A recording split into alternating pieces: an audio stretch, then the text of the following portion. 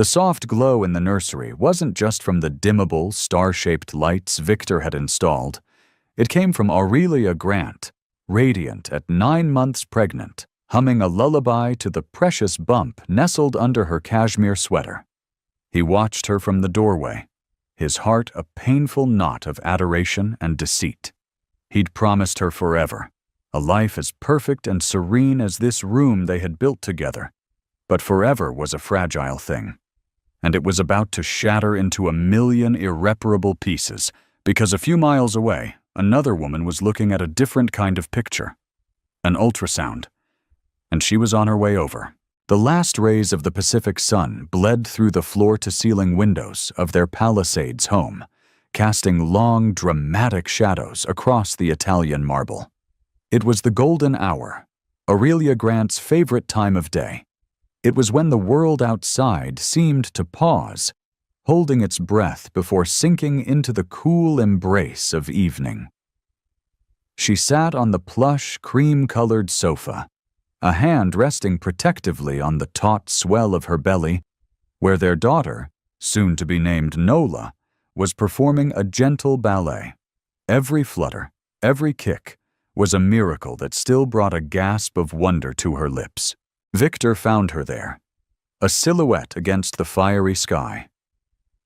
He came to stand behind her, his large, warm hand settling on her shoulders, kneading the tension she hadn't realized she was holding.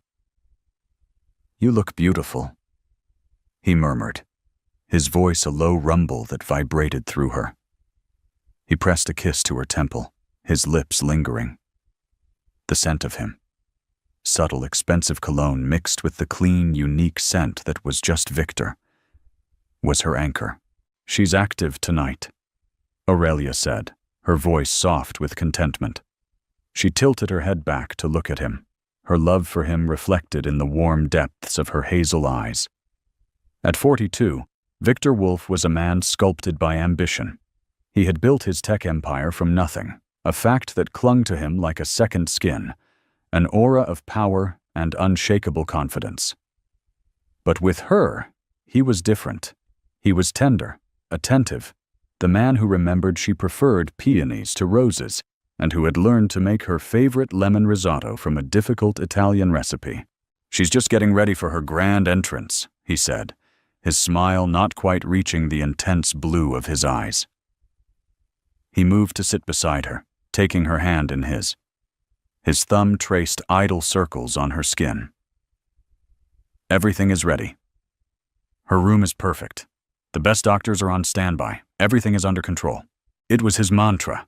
Everything is under control.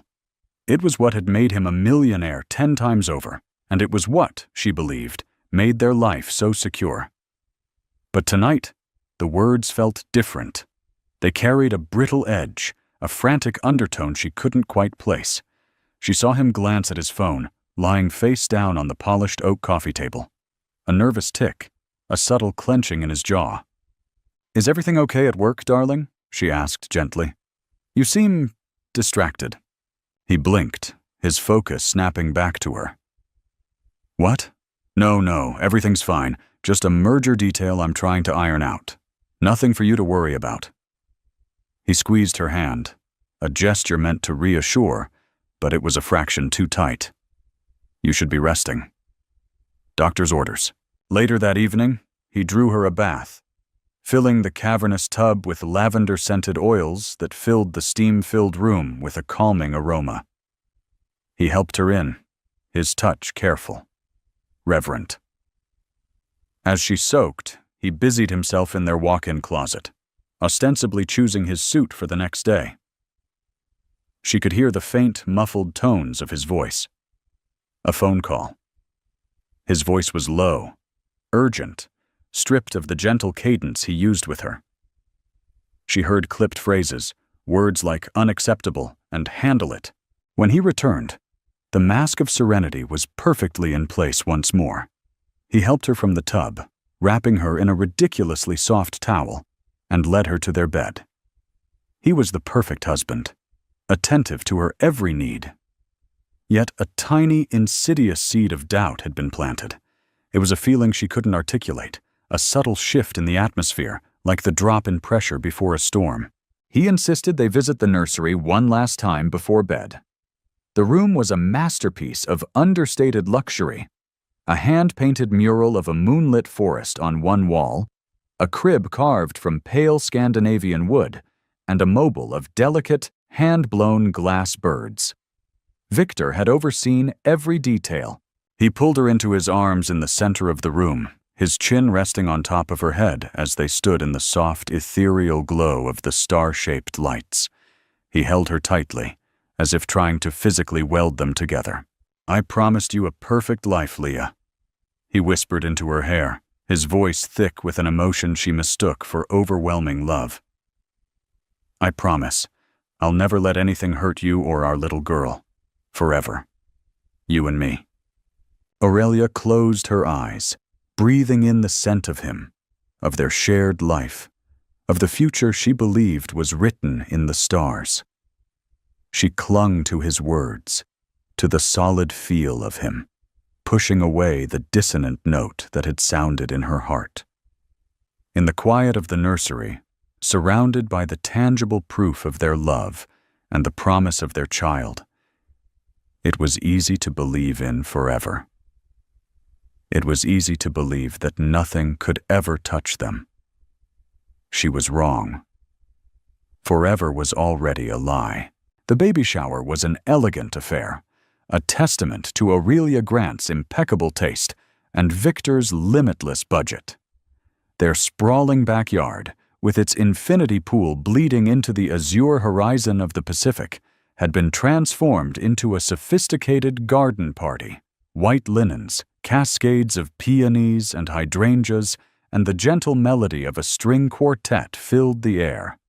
Friends and family, a curated collection of LA's elite, mingled on the manicured lawn, sipping champagne, sparkling cider for Aurelia, and cooing over the mountain of exquisitely wrapped gifts.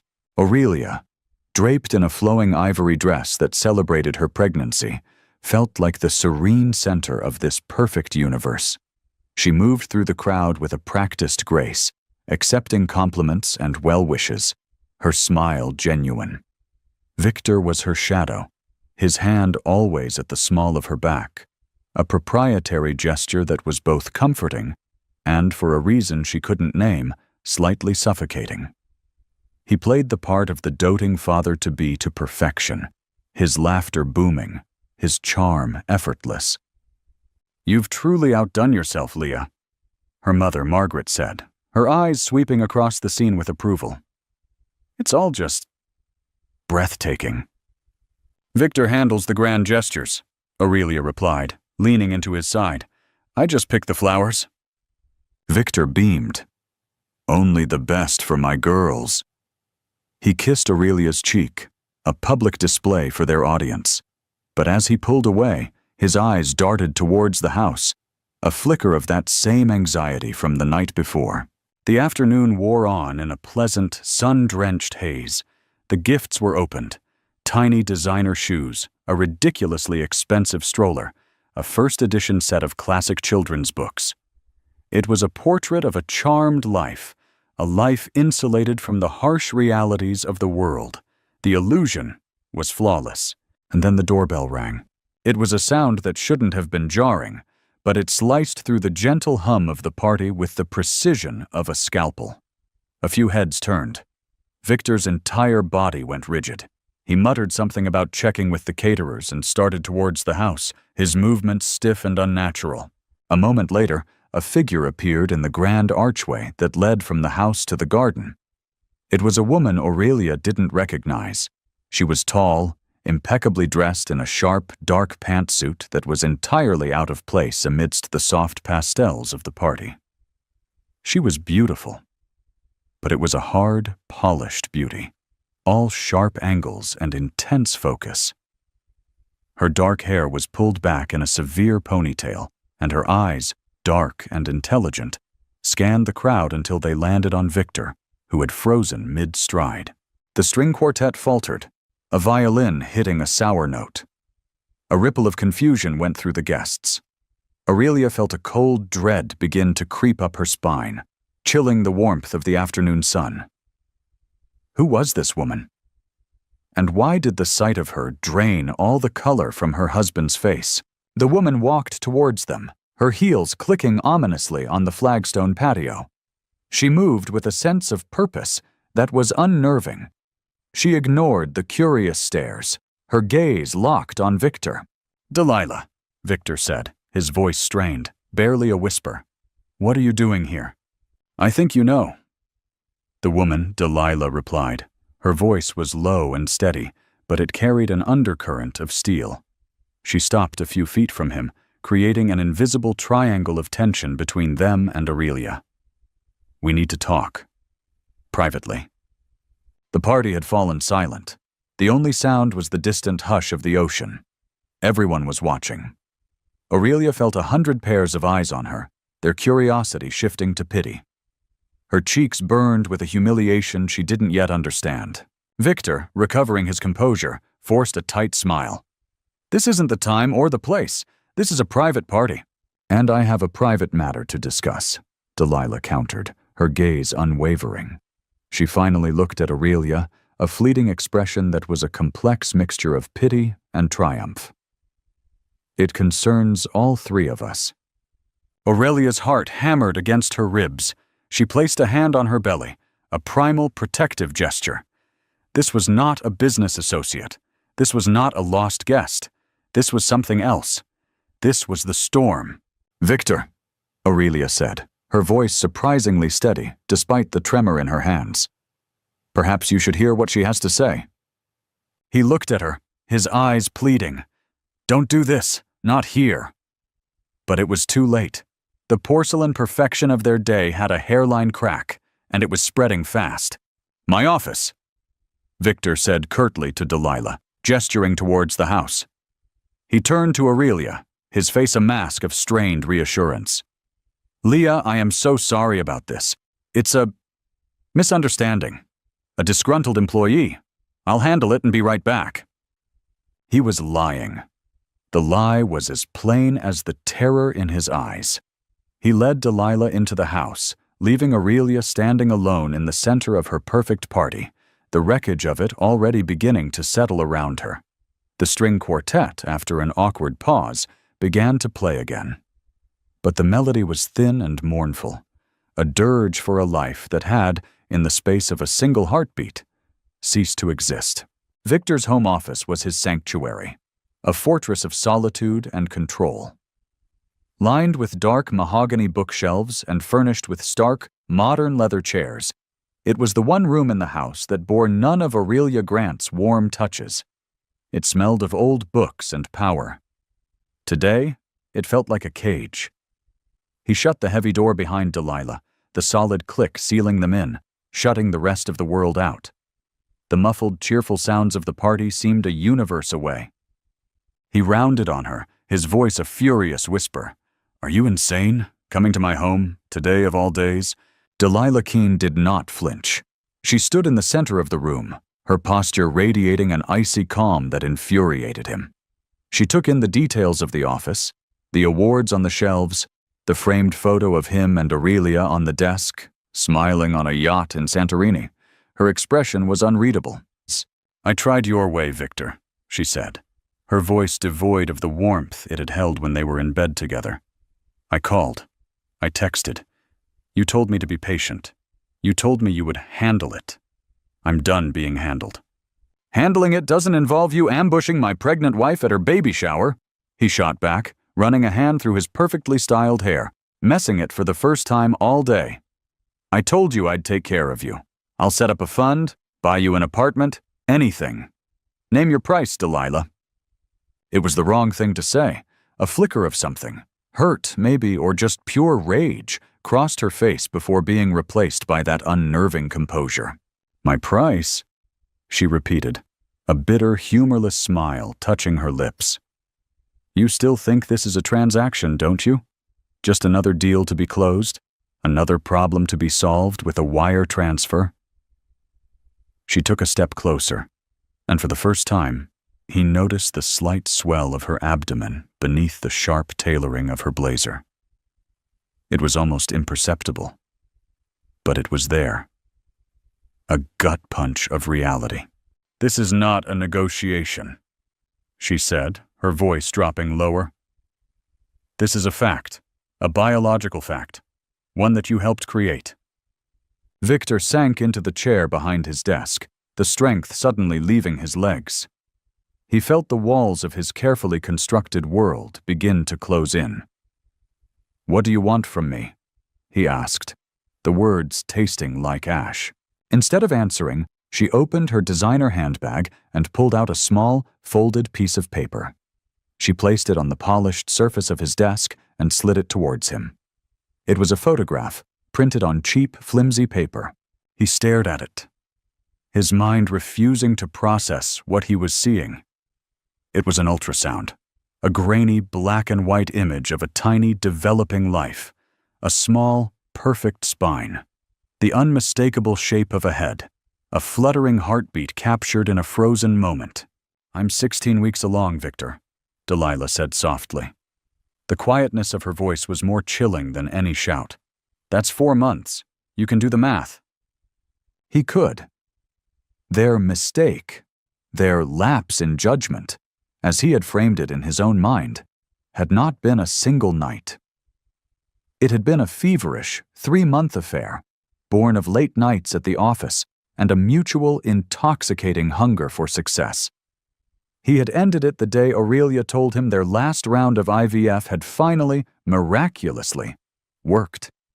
He had convinced himself he could compartmentalize it, lock it away in a box labeled past, and never look at it again. But the past was here, in black and white, on his desk. Is it mine?" The question was pathetic, a desperate last-ditch denial. Delilah's eyes narrowed. "Don't insult my intelligence, or your own. I haven't been with anyone else. This is your child." She leaned forward, her hands flat on his desk, forcing him to meet her gaze. "I felt her kick for the first time yesterday." "She has your eyes, Victor. I saw them on the 3D scan. The words struck him with the force of a physical blow. She has your eyes. The same thing he imagined when he looked at Aurelia's belly. He stared at the grainy image, at this ghost of a child he had never known he'd created, and felt a profound, sickening vertigo. His life, once a straight, ascending line of success, had just forked into 2 irreconcilable realities. "I will give you anything," he repeated, his voice hoarse. $1 million, $5 million. You and the baby will be set for life. You never have to work again. Just go away. Disappear. Move to another state." "I don't want your money, Victor," she said, though they both knew that wasn't entirely true. What she wanted was more than money. She wanted the life that came with it. She wanted legitimacy. She wanted what Aurelia had. "I want my child to know her father. I want her to have her father's name." The audacity of it staggered him. The threat was clear. This wasn't just about a baby. It was about a claim. A claim on him, on his life, on his name. The carefully managed control he prized above all else was slipping through his fingers like sand. He was no longer the powerful Victor Wolf, master of his universe. He was just a man, trapped in an office with 2 pregnant women and a future that was about to be burned to the ground. Aurelia Grant stood on the patio, a champagne flute of sparkling cider held in a hand that had begun to tremble. She watched the closed mahogany door of Victor's office, a knot of ice forming in her stomach. The party continued around her, but it was a pantomime of happiness. The laughter sounded forced, the music thin and reedy. Her guests, sensing the tear in the social fabric, kept their distance, casting sympathetic, curious glances her way. They were watching a play, waiting for the second act. A disgruntled employee. Victor's lie was clumsy, pathetic. In the 12 years they had been together, she had never seen him look so terrified. It was a primal fear, the look of a trapped animal. And it had nothing to do with business. She excused herself from a well-meaning friend, murmuring something about needing to check on the arrangements. Her feet carried her towards the house, moving with a will of their own. She was not a woman who made scenes, who eavesdropped, who suspected her husband of the worst. She was Aurelia Grant, poised, rational, trusting. But that woman was disintegrating with every step she took towards that closed door. As she entered the cool, quiet hallway, she could hear their voices. His, low and strained. Hers, calm and insistent. She couldn't make out the words at first, just the tense, rhythmic cadence of a confrontation. She slowed her steps, her heart pounding a deafening rhythm in her ears. She stopped a few feet from the door, hidden from the view of the partygoers in the garden, and held her breath. Insane. Coming to my home. That was Victor, his voice laced with a fury she had rarely heard. I told me you would handle it. I'm done being handled. The woman's voice was clear, cutting through the thick wood of the door. Aurelia pressed a hand to the wall to steady herself. The ice in her stomach was spreading, numbing her limbs. This was no employee. This was intimate, personal. This was a history she had no part in. Then Victor's voice again, desperate, bargaining. Name your price, Delilah. Delilah. The name hung in the air, foreign and sharp. Aurelia sifted through her memory, through years of company parties and charity galas. The name meant nothing to her. The woman was a stranger who was in her home, on the day of her baby shower, making demands of her husband. She was about to turn away. To retreat back to the sunlit lie of the party, when she heard the woman's voice again, softer this time, but infinitely more dangerous. I don't want your money, Victor. I want my child to know her father. The words slammed into Aurelia with the force of a physical impact.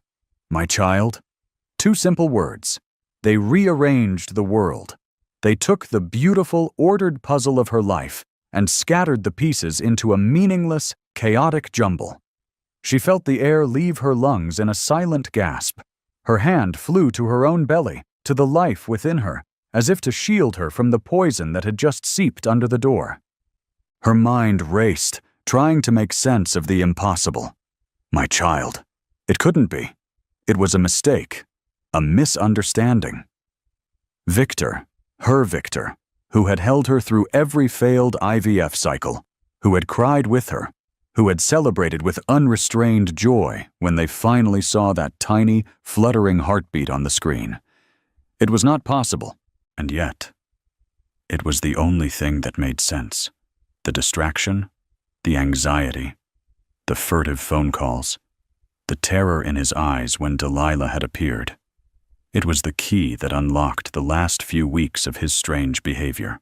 The crack in the porcelain of her perfect life had just splintered, spiderwebbing across the entire surface until there was nothing left but 1,000 sharp-edged fragments. She backed away from the door, her movement slow, robotic. She didn't want to hear any more. She couldn't. She already knew the whole ugly truth. She turned and walked, not back to the party, but up the grand, sweeping staircase, her hand gripping the cool, smooth wood of the balustrade for support. Each step was a monumental effort. With every stair she climbed, she felt herself leaving her old life behind on the floor below. She didn't stop until she reached the nursery. She pushed the door open and stepped inside, closing it softly behind her. The room was just as they had left it the night before, serene and filled with promise. The late afternoon sun streamed through the window, illuminating dust motes dancing in the air like tiny, carefree fairies. It was a room waiting for a life to begin, a room built on a foundation of love, a foundation that had just crumbled into dust. Aurelia sank onto the plush gliding chair in the corner, the one where she had imagined herself nursing her daughter in the quiet hours of the night. She wrapped her arms around her belly, holding on to the only thing that felt real in this sudden, nightmarish landscape. The quiet hum of the party below was a world away. Up here, in the silent, sun-drenched room, there was only the sound of her own heart breaking. It could have been 20 minutes or an hour. Time had lost its meaning. Aurelia Grant sat motionless in the nursery, the silence broken only by the frantic thumping of her own heart. She watched the sun dip lower, the golden light turning to a bruised purple, and waited. She didn't know what she was waiting for, but she knew something had to break. Finally, she heard footsteps on the stairs, heavy, hesitant. The nursery door creaked open. It was Victor. His face was pale, his tie loosened, the carefully constructed mask of the charming host shattered. What remained was a man ravaged by a disaster of his own making. He saw her in the chair, and a look of profound relief, quickly followed by dread, crossed his face. "Leah," he began, his voice raspy. "There you are. I was worried. The guests are leaving." Aurelia didn't look at him. She continued to stare out the window at the dying light. "Is she gone?" she asked, her voice flat, devoid of emotion. It was a terrifyingly calm sound. "Yes, she's gone," he confirmed, taking a tentative step into the room. "Listen, what you saw down there, it was nothing. It was a shakedown. She's an unstable former employee with a grudge. My lawyers are already handling it." He was still lying. Even now, with their world collapsing around them, his first instinct was to lie, to manage, to control the narrative. A wave of cold, clear anger cut through her shock. She turned her head slowly and looked at him. Really looked at him. The man she had loved for 12 years was a stranger. "A grudge?"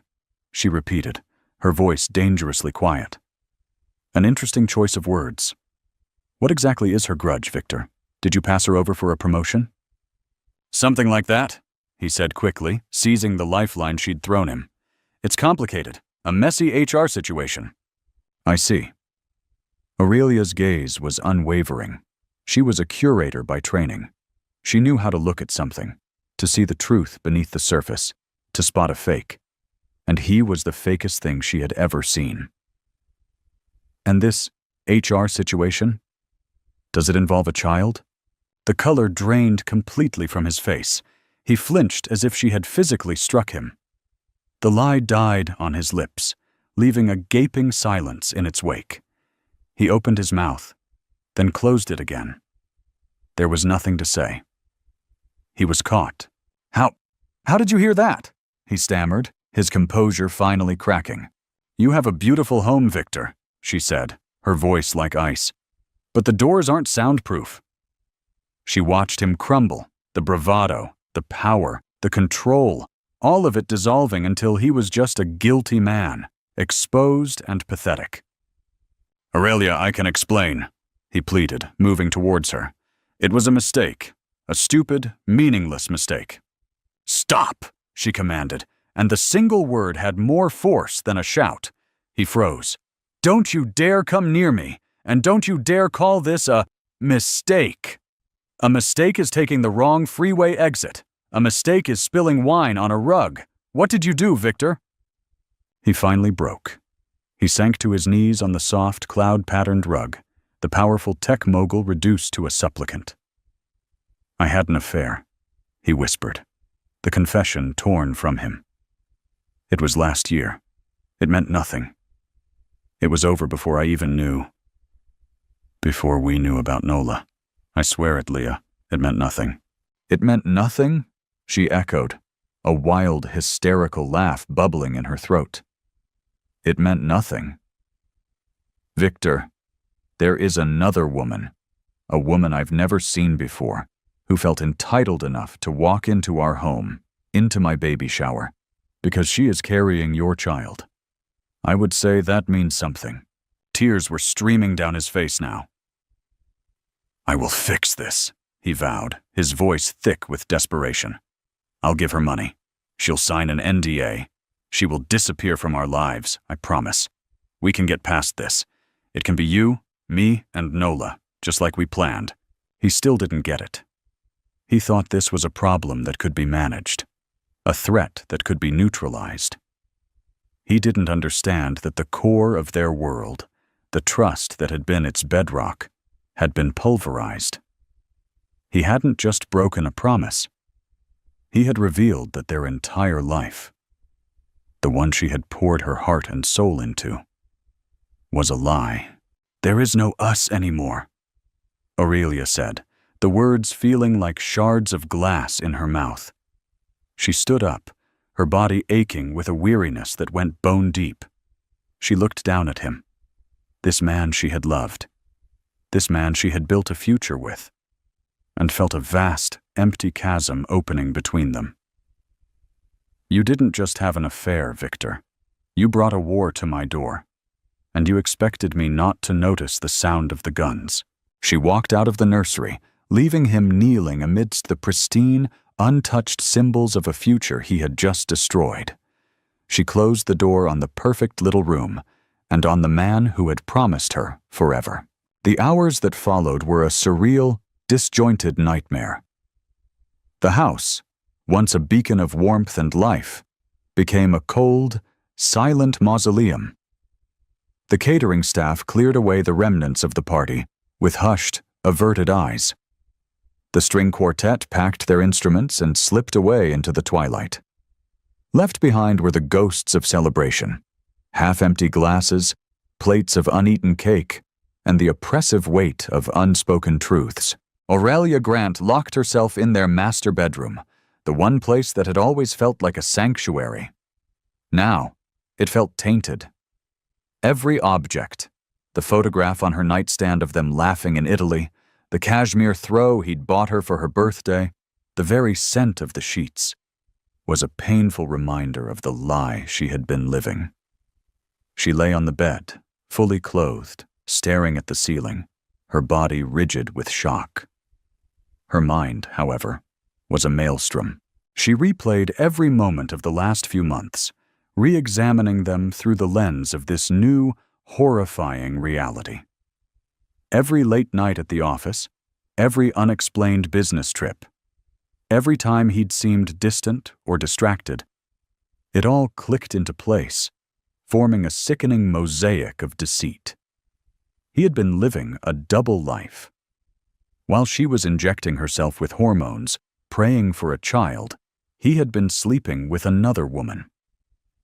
While she was carefully, lovingly designing their daughter's nursery, he was creating another child, a secret one, a wrecking ball aimed at the heart of their family. The betrayal was so profound, so complete, that it was hard to breathe.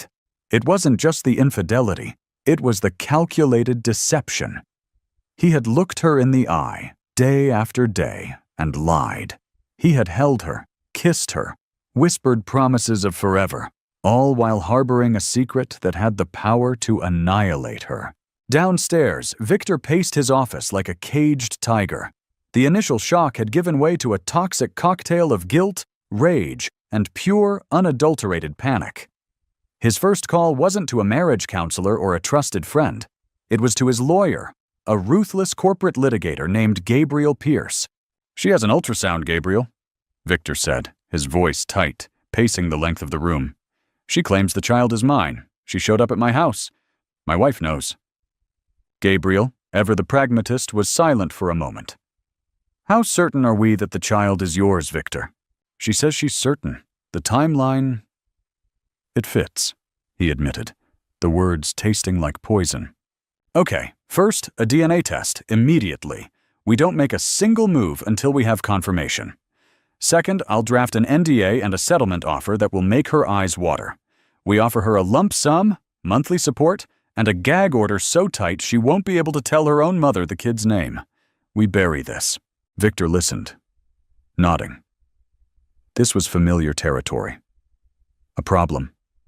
A strategy. A solution. He could feel a semblance of control returning. He could fix this. He could throw enough money at the problem until it went away. He could protect his assets, his reputation, his company. But then he thought of Aurelia, locked away upstairs. He thought of the look in her eyes, Not fury, but a dead, empty finality. That was a problem money couldn't solve. The guilt was a physical weight in his chest, heavy and suffocating. He loved her. He truly did. How had he allowed this to happen? The answer was as ugly as the situation itself. He had been seduced by the validation. Delilah had looked at him not as a husband, but as Victor Wolfe, the visionary, the titan of industry. She was sharp, ambitious, and hungry, a reflection of his own younger self. She hadn't needed him to rub her feet at the end of the day or talk about baby names. She had wanted his power, and in taking it, she had made him feel powerful in a way he hadn't in years. It was a cheap, intoxicating thrill, and he had been weak enough to indulge in it, never once thinking of the cost. He was so consumed by anger, at Delilah for her timing, at himself for his stupidity, that he failed to see the bigger picture. He saw this as a PR crisis, a financial liability, a marital problem. He didn't see it as the moral cataclysm it was. His instinct was for damage control, not for atonement. He ended the call with Gabriel and stood in the silent office, looking at the photo of him and Aurelia on his desk. Her smile in the picture was so full of trust, so radiant. He had shattered that. He had taken the most precious thing in his life and ground it into dust. He had to talk to her, to make her understand. He left the office and walked slowly up the stairs, his footsteps echoing in the cavernous silence of the house. He stood outside their bedroom door, his hand raised to knock, but he couldn't bring himself to do it. What could he possibly say? "I'm sorry" felt like a pathetic understatement. "I love you" felt like a lie. He leaned his forehead against the cool wood of the door, a wave of self-loathing washing over him. He had everything a man could ever want, a beautiful, intelligent wife who adored him, a child on the way, a billion-dollar empire, and in a series of selfish, reckless decisions, he had risked it all. The aftershocks were just beginning, and he was standing at the epicenter. The emotional earthquake that had ripped through their home triggered a physical one within Aurelia Grant. In the cold, pre-dawn hours, she was jolted awake not by a nightmare, but by a sharp, constricting pain that seized her entire abdomen. It receded, then came again, stronger this time. She knew with a terrifying certainty what was happening. She was in labor. 3 weeks early. Panic, cold and sharp, pierced through the numb fog of her grief. This wasn't how it was supposed to happen. Their carefully laid out birth plan, the calming playlist, the scented candles, the doula on standby, all of it seemed like a naive fantasy from another lifetime. She found Victor asleep in one of the guest rooms, his clothes rumpled, his face etched with stress even in slumber. She didn't want to wake him. She didn't want him anywhere near her. The thought of his hands on her, his voice murmuring encouragement, was repulsive. But the pain came again, a wave that stole her breath, and she knew she couldn't do this alone. "Victor," she said, her voice a strained whisper from the doorway. "It's time." He was awake instantly, his eyes flying open. For a moment, he was just her husband, his face a mask of concern as he scrambled out of bed. "The baby? Now?" He rushed to her side, his hands hovering, wanting to touch her, to support her. But she flinched away. The drive to the hospital was a study in surreal tension. Victor drove, his knuckles white on the steering wheel, his eyes darting between the road and Aurelia's pain-etched face. He kept murmuring apologies, a frantic, repetitive litany. "I'm so sorry, Leah, this is my fault. I'm so sorry." Aurelia didn't answer. She leaned her head against the cool glass of the window, focusing on her breathing, trying to ride the waves of pain. Each contraction felt like a physical manifestation of her heartbreak, her body trying to expel the trauma of the last 12 hours. The man beside her, the source of her agony, was now tasked with getting her safely to the hospital to deliver their child. The irony was so bitter, It made her want to scream. The hospital was a blur of bright lights, sterile smells, and the calm, efficient voices of nurses. They wheeled her into a private delivery suite, a room that felt cold and impersonal, despite its state-of-the-art amenities. A nurse tried to make small talk, asking about baby names. Aurelia couldn't bring herself to reply. Victor tried to play the role of the supportive partner. He offered her ice chips, wiped her brow with a cool cloth, tried to hold her hand. But there was a chasm between them now. A vast, unbridgeable emptiness. He was a ghost in the room, his presence a constant, throbbing reminder of his betrayal. During one particularly intense contraction, he tried to coach her breathing, his voice low and soothing. "Get out!" she gasped, the words ripped from her throat. He froze, his face stricken. "What?" "Get out!" she repeated, her voice raw with pain and fury. "I don't want you here!" A nurse gently but firmly escorted a shell-shocked Victor into the hallway. Aurelia was left with the medical staff, strangers who were more of a comfort to her than her own husband. She labored for hours, adrift on an ocean of physical and emotional pain. In the moments between contractions, her mind would flash with images. Delilah's cool, triumphant face, the black and white ultrasound, Victor's pathetic, crumbling confession. Then another wave of pain would crash over her, pulling her back to the brutal reality of the present. Finally, after an eternity of struggle, the moment arrived. With a final, primal cry that was equal parts agony and release, she brought her daughter into the world. The baby's cry, loud and healthy, filled the room. A nurse placed the tiny, wailing creature on her chest, and in that moment, the world fell away. There was only this tiny, perfect being, her daughter, Nola. She had a full head of dark hair, like Victor's, and when she finally opened her eyes, they were a deep, soulful hazel, like her own. Aurelia wept, tears of joy, sorrow, and overwhelming, unconditional love all mingling together. This tiny person was the only thing that mattered. She was real. She was pure. She was hers. They allowed Victor back into the room a few minutes later. He approached the bed with a reverence that bordered on fear. He looked at the baby nestled in Aurelia's arms, his face a complex mask of awe, wonder, and profound regret. She's perfect," he whispered, his voice choked with emotion. He reached out a hesitant finger to touch Nola's tiny hand. Her fingers, impossibly small, curled around his. For a fleeting second, watching him look at their daughter, Aurelia felt a flicker of the old connection, a shared moment of parental love that transcended the wreckage of their marriage. They had created this miracle together. But the moment was fragile, and it shattered as quickly as it came. The love she felt for her daughter was pure and all-encompassing. The space where her love for Victor used to be was just a hollow, aching void. The birth of their daughter wasn't a bridge that would bring them back together. It was the start of a new, uncertain chapter, one she would have to navigate on her own.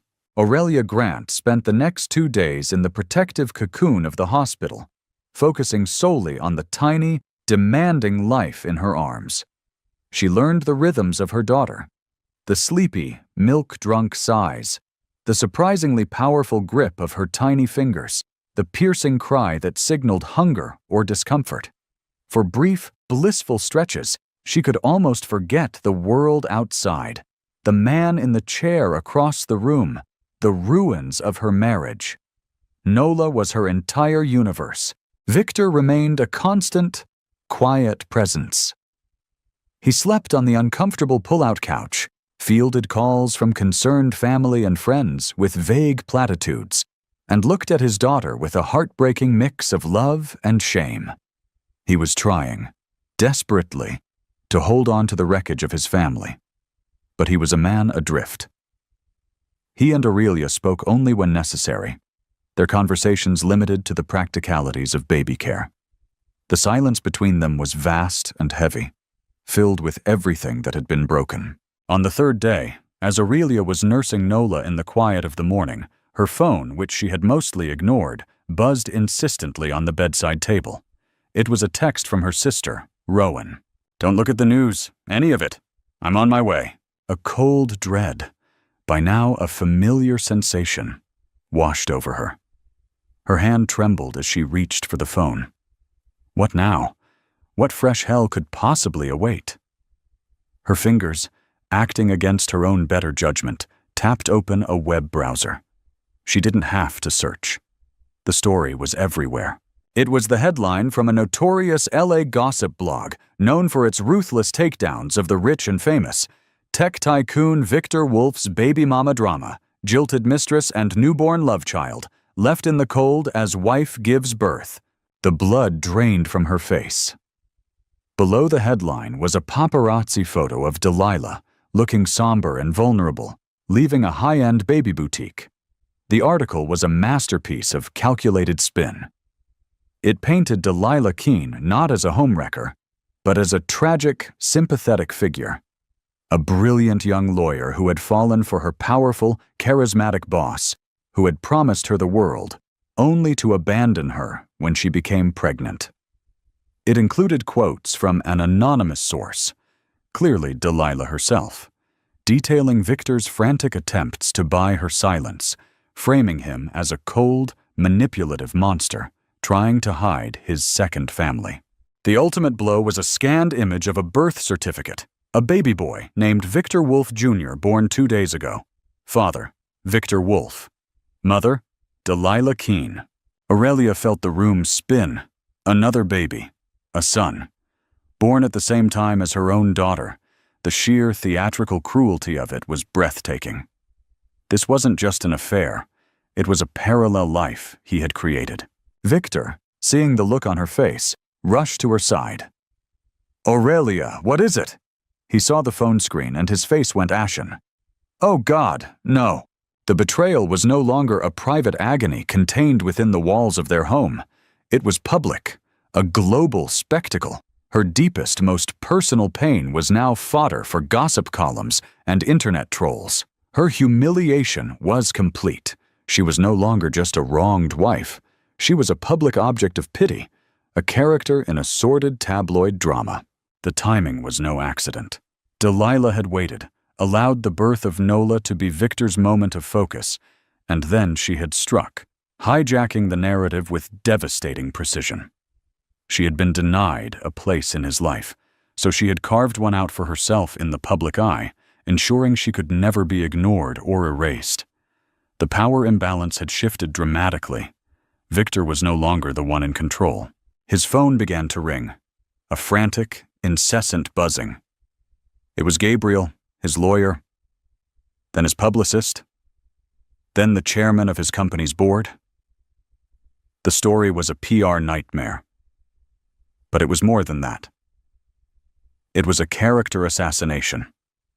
And in the world of publicly traded companies, character was currency. His carefully curated image as a brilliant, stable family man had been incinerated. "Turn it off," Aurelia whispered, her voice a hollow shell of itself. "Leah, I didn't know about the baby boy. I swear," Victor stammered, his eyes wide with panic. "I'll fix this. I'll release a statement. I'll sue them for libel." "I don't care," she said, her voice rising with a strength she didn't know she possessed. She looked at him, her eyes burning with a cold fire. "I don't care about your company, or your reputation, or your other child. All I care about is her." She clutched Nola tighter, her baby a warm, living shield against the coldness of his lies. "You have brought this circus into our lives, and you have put her in the middle of it. This is the one thing I will never, ever forgive you for." The price of his lies was no longer just her heartbreak, it was this public disgrace, this inescapable stain that would follow their daughter for the rest of her life. He hadn't just destroyed their marriage, he had tarnished their child's future before it had even begun. 6 months later, the opulent Palisades mansion felt less like a home and more like a gilded cage. The aftershocks of Victor's betrayal had reshaped their world into something unrecognizable. He and Aurelia Grant lived under the same roof, but were separated by a chasm of silence and pain. They were co-parents, business partners in the raising of a child, but the intimacy and love that had once defined them were gone, replaced by a fragile, carefully negotiated truce. The public scandal had cost Victor dearly. The board of directors at his company, under immense pressure from shareholders, had forced him to step down as CEO. He was still the founder, still a majority shareholder, but he was a king in exile, stripped of the daily power and adulation that had been his lifeblood. His days were now spent in endless, soul-crushing meetings with lawyers, navigating the two separate, messy legal battles he had created. Delilah was relentless. She had rejected his settlement offers, opting instead to fight for a precedent-setting child support arrangement and a legal acknowledgement of her son's place in the Wolf lineage. She was not just seeking financial security, she was seeking a permanent, undeniable link to Victor's world, a victory she could savor for the rest of her life. But Victor was changing. The humbling loss of his empire, the daily quiet rejection in Aurelia's eyes, and the unconditional, innocent love of his daughter were slowly eroding the arrogant, self-serving man he had been. He stopped trying to fix things with money and grand gestures. The problem was not external. It was inside him. He started therapy, not to win Aurelia back, but to understand the deep-seated insecurity that had led him to risk everything for a moment of ego-stroking validation. His redemption didn't come in a single, dramatic epiphany. It came in small, quiet moments. It was in learning to change a diaper without fumbling.